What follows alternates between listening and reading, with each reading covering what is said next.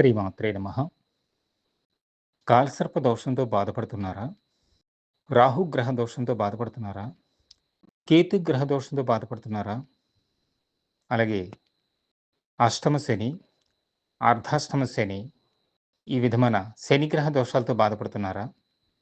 మీరు ఏ విధమైన ఆరోగ్య సమస్యలతో గానీ, అలాగే ఆర్థిక సమస్యలతో గానీ సతమతం అవుతూ ఉంటే, ఈ శనివారం అక్టోబర్ 25వ తేదీ నాగుల చవితి, నాగ చతుర్థి రోజు మేము చెప్పిన విధానంలో మానసాదేవిని జపిస్తే, పూజిస్తే, ఆరాధిస్తే గ్రహదోషాలు పోవడంతో మీ జీవితం విజయవంతంగా, ఆర్థికంగా, ఆరోగ్యపరంగా అభివృద్ధిని సాధించగలుగుతారు.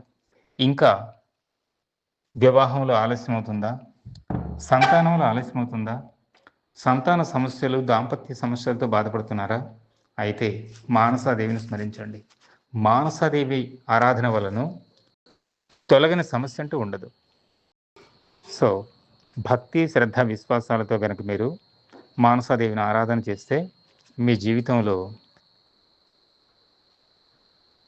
ఎన్నో శుభాలని, సౌఖ్యాలని, సంపత్ సమృద్ధి పొందగలుగుతారు. శ్రీమాత్రే నమః. పుట్ట దగ్గరికి పోయి పాలు పోసి నాగదేవతను ఆరాధించే వారికి శుభ సమయం రేపు ఉదయం 8 గంటల నుండి మధ్యాహ్నం 12 గంటల మధ్యలో. శ్రీమాత్రే నమః.